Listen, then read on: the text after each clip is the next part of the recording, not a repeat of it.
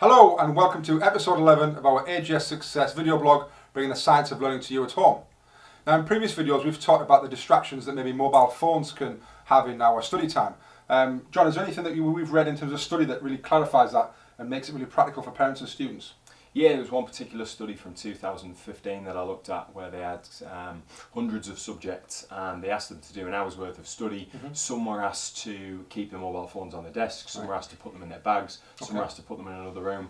In every situation, all notifications and all noises and things were turned off, and in a lot of cases actually even the phones on the desk were physically switched off. And what they found was that there was a profound difference in productivity between people who had the phones on their desk and people where the phones were in a different room. And in actual fact, there wasn't much difference between phones in bags and phones on the desk. So whether you're using it or not, just the sheer appearance of your phone, whether it's on or off, can actually be causing those distractions.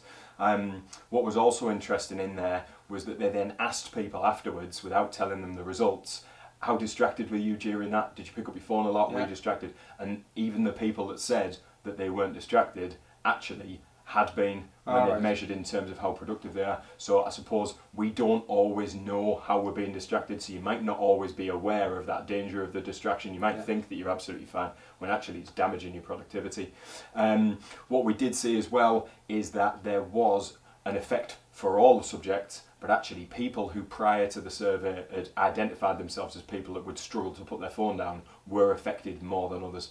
Alright, so is that saying then that the more you rely on your phone, then the more that's going to distract you? Is there a difference between people who are more reliant and less reliant then?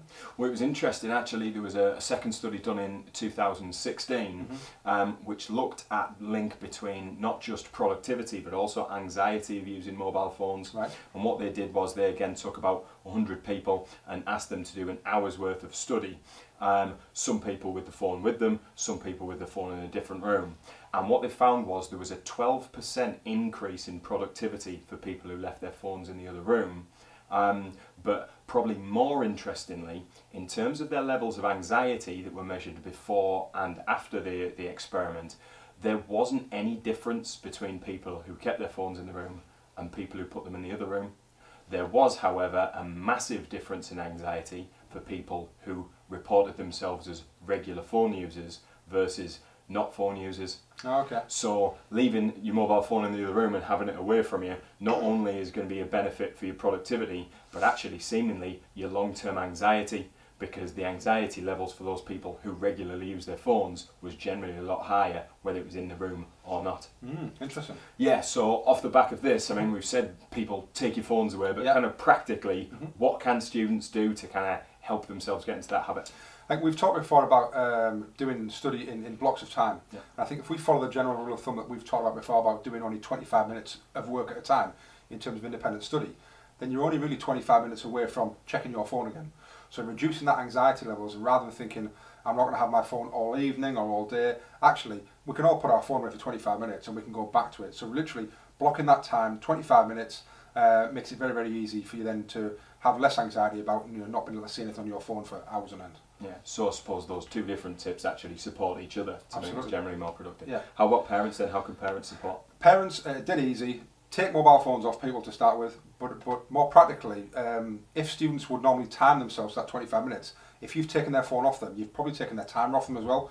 So the parent therefore needs to be the timer. So take the mobile phone off them, time it, and then go back in at the end of that 25 minutes and say, right, your 25 minutes is finished now. Here's your phone back. You can have it for 5 or 6 minutes. While you do that rest or up and walk around and get some blood flowing again. Check messages if you want to, and then I'll take it off you again for another 25 minutes. So very easy to do and very, very practical. I suppose that takes away one more thing that the student has to think about as well. They can just do the work, not have to worry about checking the time. Someone's just going to walk in and tell them when time's up, and also manage their breaks flow. Absolutely, and working as a team together, which is what we want. We want all three of us, school, student and parent, to work together in this way. It's a perfect example of that parents can feel that they have a real kind of part to play in that study period by helping those logistics. Brilliant. Okay, as ever, all of our archive material can be found on any one of our channels, Facebook, YouTube, Twitter, and Instagram. So feel free to look back on those, and if you have any comments or you're using them in any way, we'd love to hear from you in the comments underneath. Thanks.